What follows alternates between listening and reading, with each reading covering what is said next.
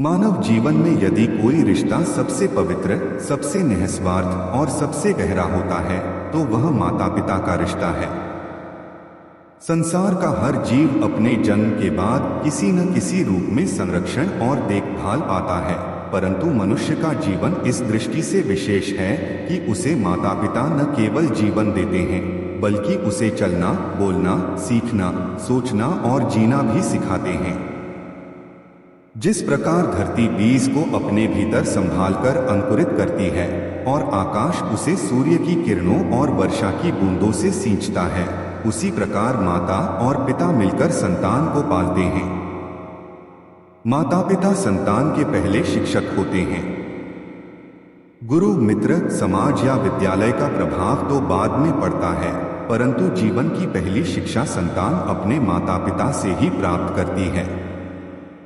यही कारण है कि हमारे शास्त्रों में माता पिता को देवताओं के समान स्थान दिया गया है। वेदों में कहा गया है, मातृदेवो भवः पितृदेवो भवः, अर्थात माँ और पिता देवता के समान पूज्य हैं। सेवा का अर्थ क्या है? सेवा का अर्थ केवल भोजन कराना या वृद्धावस्था में उनकी देखभाल करना ही नहीं है। सेवा का वास्तविक अर्थ है सम्मान, आज्ञा पालन, प्रेम और समर्पण। माता पिता के विचारों का आदर करना, उनके भावनात्मक सुख दुख को समझना, उनके स्वास्थ्य का ध्यान रखना और सबसे महत्वपूर्ण उन्हें यह एहसास कराना कि वे अकेले नहीं हैं, यही सच्ची सेवा है। सेवा केवल एक कर्तव्य नहीं है बल्कि यह संतान का धर्म और सौभाग्य है। जिस प्रकार एक पौधा यदि अपनी जड़ों को पानी नहीं देता तो उसका हरा भरा रहना असंभव है, उसी प्रकार संतान यदि अपने माता पिता की सेवा नहीं करती तो उसका जीवन भी कभी शांति और सुख से परिपूर्ण नहीं हो सकता। माता पिता की भूमिका। माता पिता का त्याग इतना महान होता है कि उसे शब्दों में बांध पाना कठिन है। माँ गर्भ में 9 महीने संतान को धारण करती है, असंख्य पीड़ाएं सहकर उसे जन्म देती है और उसके लिए अपनी नींद, आराम और इच्छाओं का त्याग कर देती है। पिता अपने परिवार के लिए दिन रात परिश्रम करता है, कठिनाइयों का सामना करता है और कभी अपने सुख की परवाह किए बिना संतान के भविष्य की नींव रखता है। बचपन में माता पिता अपने बच्चों के लिए ईश्वर जैसे होते हैं। वही खिलाते हैं, वही नहलाते हैं, वही गिरने से संभालते हैं, वही रोने पर चुप कराते हैं। यदि माता पिता का संरक्षण न हो तो कोई भी शिशु इस संसार में जीवित नहीं रह सकता। माता पिता की सेवा क्यों अनिवार्य है? एक नैतिक दृष्टि से माता पिता ने हमारा पालन पोषण किया, इसलिए उनका ऋण चुकाना हमारा पहला कर्तव्य है। 2 धार्मिक दृष्टि से शास्त्रों में माता पिता की सेवा को सबसे बड़ा धर्म कहा गया है। 3 सामाजिक दृष्टि से जब संतान अपने माता पिता का सम्मान करती है तो समाज में संस्कारों की नींव मजबूत होती है। 4 व्यक्तिगत दृष्टि से माता पिता का आशीर्वाद हर कठिनाई से बचाने वाला कवच है। भारतीय संस्कृति और माता पिता का स्थान। भारतीय संस्कृति में माता पिता को सर्वोच्च स्थान प्राप्त है।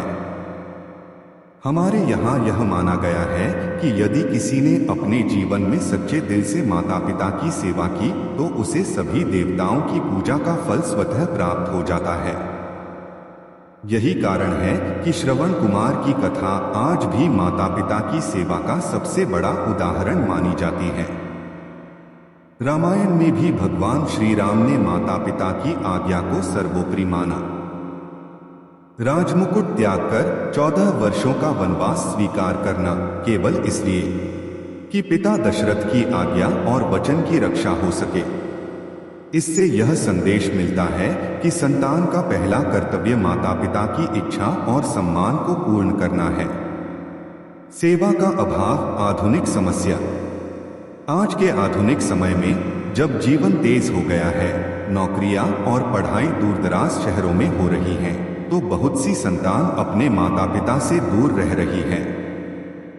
कई बार लोग व्यस्तता या स्वार्थवश माता पिता की सेवा भूल जाते हैं। वृद्धाश्रमों में रहने वाले माता पिता इस कटु सत्य की याद दिलाते हैं कि कहीं न कहीं समाज अपने कर्तव्य से भटक रहा है। लेकिन सच्चाई यह है कि माता पिता की दुआओं से बढ़कर इस संसार में कुछ नहीं है।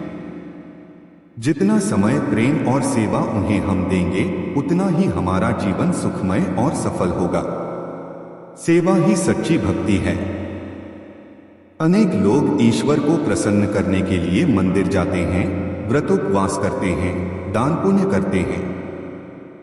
परंतु यदि वही लोग अपने माता पिता को कष्ट देते हैं, उनकी उपेक्षा करते हैं, तो उनके सभी धार्मिक कार्य अधूरे हैं। शास्त्रों में स्पष्ट कहा गया है, जो माता पिता की सेवा करता है वही सच्चा भक्त है। निष्कर्ष, माता पिता की सेवा केवल एक परंपरा नहीं बल्कि जीवन का आधार है। जिस संतान ने अपने माता पिता को सुख और सम्मान दिया, उसका जीवन कभी अधूरा नहीं रह सकता। उनकी सेवा में ही सब धर्म समाये हुए हैं। इसी आधार पर यह पुस्तक आगे बढ़ेगी। आने वाले अध्यायों में हम विस्तार से जानेंगे शास्त्रों का दृष्टिकोण, त्याग की कथाएं, सेवा के तरीके और उससे मिलने वाला आशीर्वाद।